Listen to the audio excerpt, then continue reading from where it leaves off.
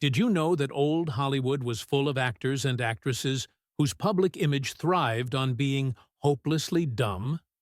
Some were even considered the dumbest stars of their time, and surprisingly, it only made them more famous. Marilyn Monroe. The lights go up on the platinum goddess who turned naivete into an art form. Crew on Some Like It. Hot joked that after 40 retakes, she still asked whether polka dots were an actual species of fish. A surviving memo from assistant director Alfie Simon notes she arrived with 3 pages of dialogue written phonetically, every T, howie, teach replaced by D, because she feared the microphone would hear her lisp.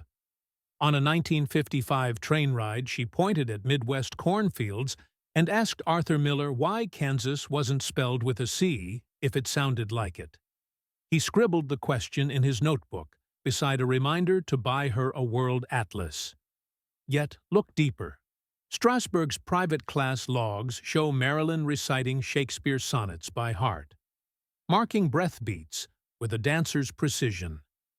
During filming breaks, she calculated residual percentages on a palm-size adding machine, then slipped back outside and asked if diamonds melt in hot tea. The dual act kept her box office throne, dumb on the surface, deadly shrewd underneath. Judy Holliday Broadway insiders swore Judy Holliday could finish the New York Times crossword in ink before half the cast found morning coffee, but she never let the public suspect. Reporters tossed trick questions. She volleyed back country girl giggles. At a 1951 Senate subcommittee hearing, she feigned confusion between capitalism and Capitol Hill, sending stenographers into nervous laughter while she mentally diagrammed every hostile question. Earl Wilson wrote that she switched brilliance on and off like a bedroom lamp. A yellow-edged script for Born Yesterday in the Library of Congress holds her margin notes, political theory, Supreme Court precedent, jokes about bourbon schnapps, all penned in razor-sharp shorthand. Backstage, she would chew licorice, widen her eyes, and suddenly ask whether IQ stood for Ice Cube. The entire dressing room dissolved. Then she shut the door and revised tax strategies with her accountant. Playing dumb paid the rent. Knowing when to drop the mask made her a legend. Jane Mansfield, Enter the Pink Hurricane. Mansfield bragged about a 163 IQ, yet at a Chicago Chamber of Commerce banquet, she sincerely, or theatrically, welcomed attendees to the United States of America. Columnists had a field day. Her pink palace boasted a heart-shaped pool and a mirror over the dining table, so food could watch itself being eaten. A decorator's diary swears she said that. Less publicized, a file in Paramount's Business Affairs office credits Jane with negotiating the first true back-end deal for a supporting actress. She once walked a pet chihuahua across the lot, stopping executives cold, asked whether poodles came in plaid, then slipped away to study contract law chapter headings tucked inside Vogue. When men praised her figure, she squealed, "I don't know what the word statistics means, but mine sound awfully high." Yet she knew exactly what the numbers meant, especially on her royalty statements. Gracie Allen. To radio listeners, she was the scatterbrained cherub who wondered why postmen couldn't deliver letters by telephone to save stamps. During her 1940 surprise party presidential campaign, she promised to put Congress on a piecework basis, pay per law, and claimed her age was between 26 and a dish of noodle soup.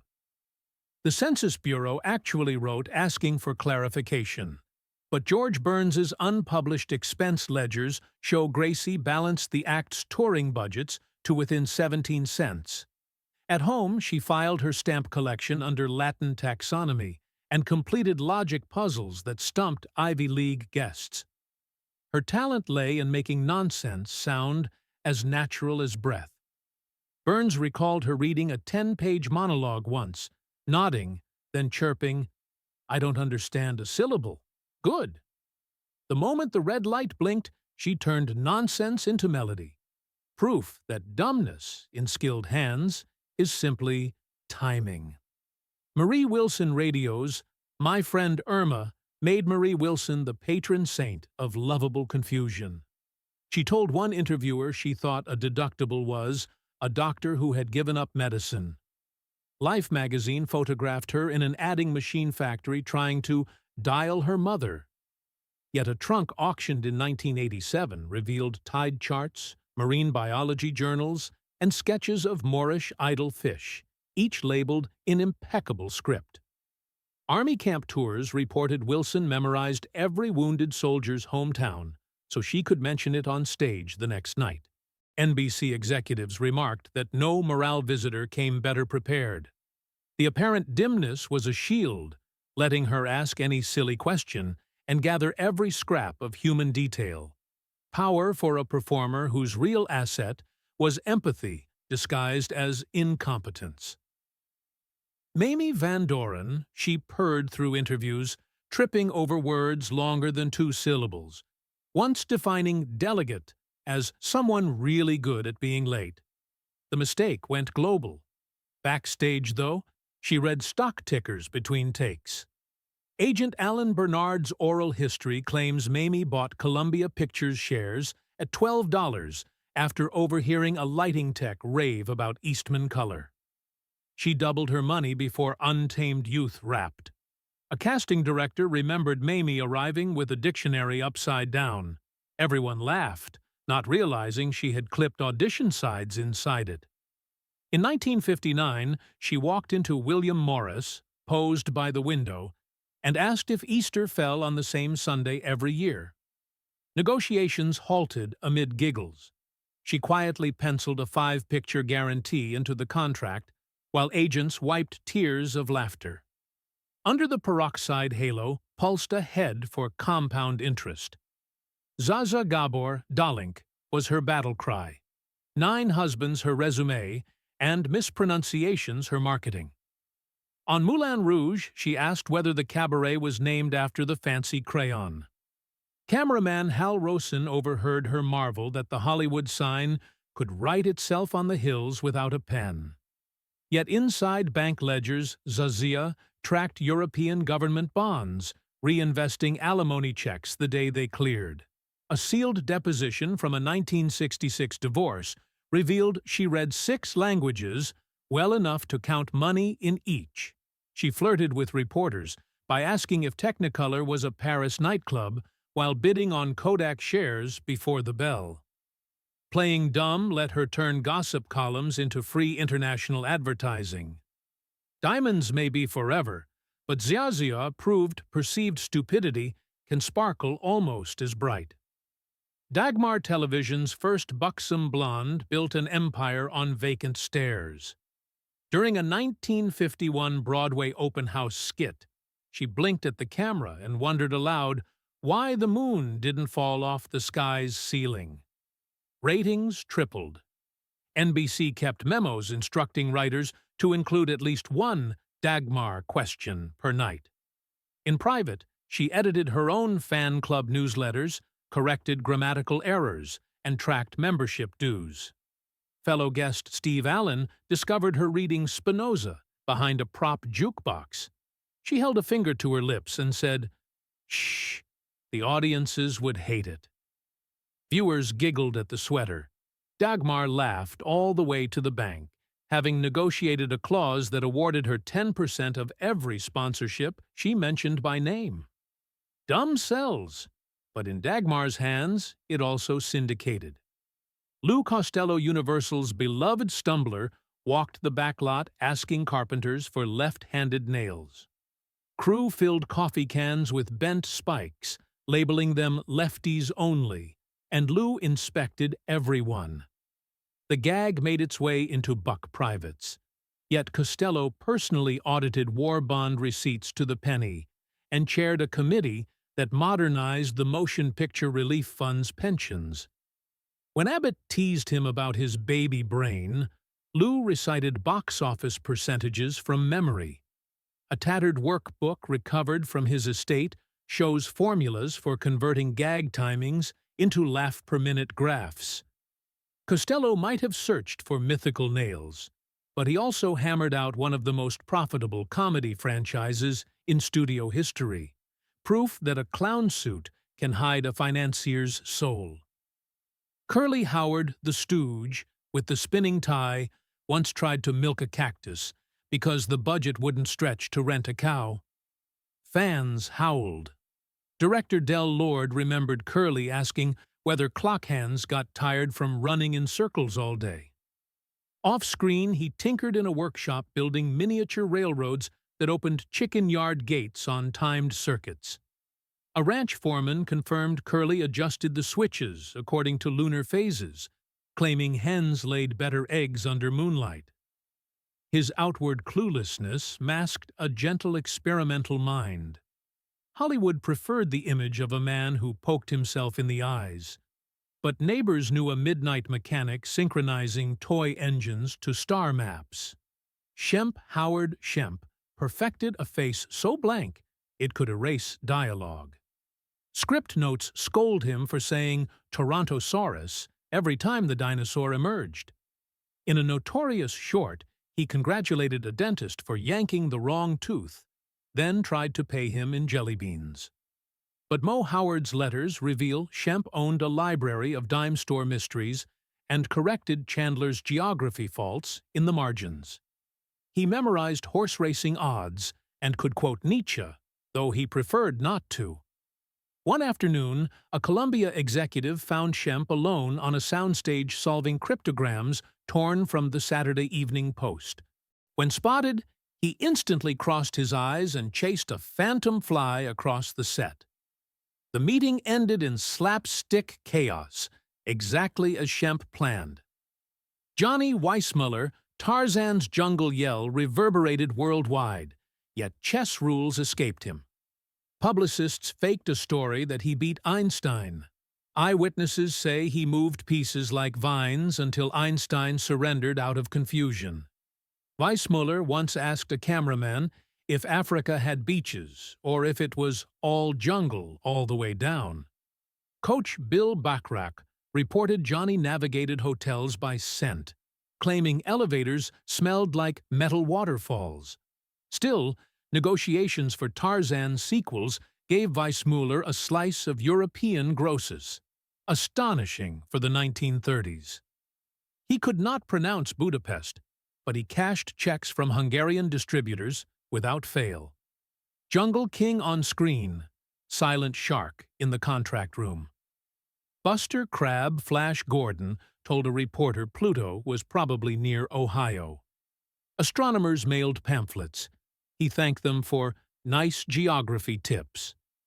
Cast members recalled Buster practicing lines while counting push-ups, equating orbits with reps.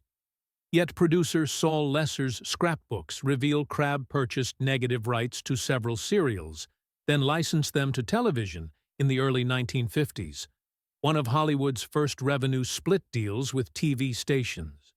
The Buck Rogers star may have misplaced planets, but he mapped out residuals decades before lawyers coined the term.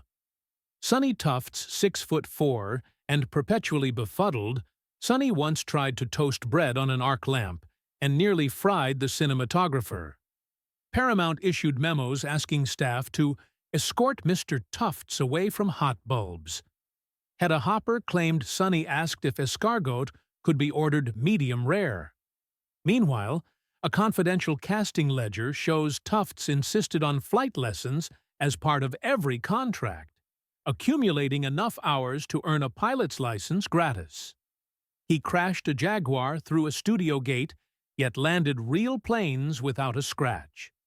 Maybe he mixed up carburetors and croissants, but he understood leverage better than any Harvard MBA. George Raft. The coin-flipping tough guy said no to Casablanca after tails came up twice.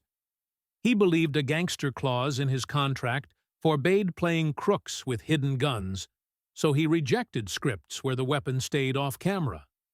Directors dubbed him George No Thanks, Hugh Humphrey Bogart. But newly declassified FBI files show Raft quietly brokered gang truces in Hell's Kitchen, ensuring war bond rallies ran without mob shakedowns, a civic act beyond the studio's reach. Dumb choices on film, street-smart decisions off. He misread the fine print, yet read human danger like a book. Andy Devine. His gravelly boom made kids cheer, but Devine's mind drifted among clouds. On Stagecoach, he asked John Ford whether Monument Valley was carved for the movie. Ford answered, "Only God works that cheap." Andy swallowed his chewing tobacco, laughing. Studio heads giggled, yet Devine Ranch in Bakersfield operated on detailed crop rotation charts penciled by Andy himself. He forecast hog futures better than Wall Street, according to agronomist ledgers uncovered by historian Nancy Schoenberger. The frog in his throat croaked tall tales, while the man behind it quietly grew oranges, cattle, and a rock-solid retirement. Betty Hutton energy incarnate. Betty told radio listeners Spain fought America before the colonies formed because Spain is older, honey. Live audiences roared. DeMille gifted her a chronological cheat sheet, camouflaged as a lyric sheet. She still sang wars backward. But Paramount's legal files show she hammered out a profit-sharing agreement equal to Bing Crosby's. Between takes of Annie Get Your Gun, she taught herself to type with boxing gloves on, to strengthen wrists, she said, then typed a flawless letter to Secretary of the Treasury. She mangled history on stage, but she wrote her own financial future in bold. L. Brendel. The pseudo-Swede waddled through early talkies asking what he had just said. Director William Fox claimed Brendel once requested subtitles for his ad-libs. Yet immigration lawyer Hazel Rowe kept letters proving L drafted congressional text securing visas for Scandinavian artists. His fake accent fooled the world, but on paper his English could shame a solicitor. A desk drawer contained columns of stock picks, cross-indexed by industry. He invested in tungsten before bomb makers needed it, reaping a windfall. To audiences, he was bumbling Olaf. To Wall Street, he was Olaf the Oracle. Patsy Kelly wisecracks spilled from Patsy at machine gun speed. She defined a euphemism as lace so fancy it spells words. Luella Parsons published it verbatim. Yet property registers reveal Patsy bought 2 downtown apartment houses under a shell named Laceworks. She collected rent lockstep with champagne reviews, parlaying maid wages into real estate millions. A 1942 war bond rally speech survived on brittle acetate. Patsy mispronounces patriotism, then whispers to the microphone, "Buy 2 or I'll haunt ya." Sales spiked. She played the fool, but counted every dollar. Wally Brown, filming They Were Expendable. He forgot PT stood for Patrol Torpedo and scribbled "Pretty Tiny" on his sleeve. The take stayed in the movie. Brown kept a notebook rating laughs by bells, cribbed from Navy signal codes. Highest score received 5 clangs. Researchers found early blueprints for a sketch show eerily similar to Rowan and Martin's Laugh-In.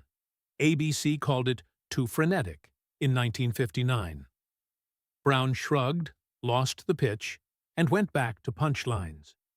Decades later, the same rhythms shook prime time, proving the dim comic had been half a generation ahead.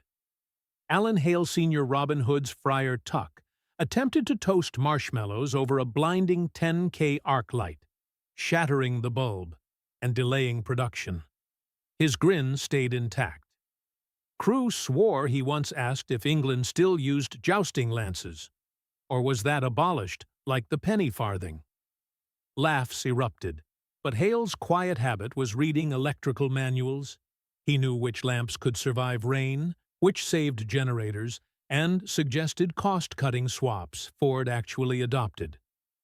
Later tax returns show Hale plowed savings into Arizona copper mines on tips from grips who moonlighted as prospectors.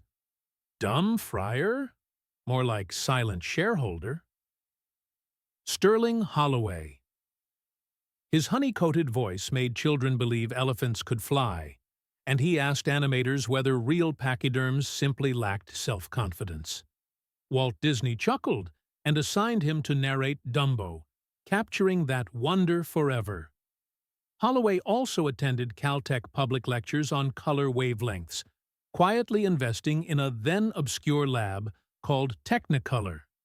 His dividends rivaled Pooh's honey jar, bottomless. Sterling spent Sundays wandering Griffith Park, asking picnickers if clouds weighed more than blimps. They delighted in schooling him. He delighted in learning on the cheap, the very opposite of dumb. Hugh Herbert. With fluttering fingers and the signature woo-woo, Herbert seemed lost in daylight. Film Daily reported he once thanked a vending machine by tipping it a nickel back. His grandson later unearthed leather-bound journals titled Kinetics of Laughter, predicting the someday invention of the studio laugh track. Warner Brothers' mailroom memos reveal Herbert filed physics articles about pitch resonance to composers. On set, he claimed he couldn't spell physics, then promptly calculated the arc of a pie's flight so it would land dead center on a co-star's nose. Buffoonery on cue, brilliance on blueprint. Judy Canova hillbilly braids and Ozark drawl masked a broadcasting innovator. During an early screen test, she asked if the French Riviera touched Oklahoma. Studio execs hollered. Then her radio ratings arrived. She had personally hired all-female writing staffs, studied Nielsen charts like weather reports, and adjusted joke density to spike quarter-hour retention. Variety files show she persuaded sponsors to test-market instant coffee on air, an unheard-of risk in 1944 that paid off in record orders. A canny data analyst wearing country gingham, she turned every dumb miscue into another case study. Harpo Marx' silence was his weapon. On Sunset Boulevard, he honked a taxi horn at pigeons, asking cops if red lights applied to comedians. They laughed and wrote no tickets. In letters kept by Alexander Woolcott, Harpo recommends Shaw plays to Eleanor Roosevelt and stocks to novice investors in exactly the same breathless handwriting. Gershwin swore Harpo could memorize a melody after hearing it once, then reduce dinner companions to tears replaying it on the harp. During Soviet embassy parties, he pantomimed nonsense, secretly ferrying private notes taped inside his hat for FDR's diplomatic channel. The mute clown fooled the whole world, perhaps by speaking louder in gestures than most men do in speeches. Hollywood sold dumbness like perfume, sparkling, intoxicating, easy to bottle. Sometimes the gloss covered sincere cluelessness. More often, it cloaked strategic genius. Each of these 25 stars wielded their alleged stupidity as currency, buying fame, creative freedom, and fat residual checks. When the arc lights finally cooled and the backlot gates creaked shut, studio accountants discovered a cosmic punchline. The dummies had outsmarted them all.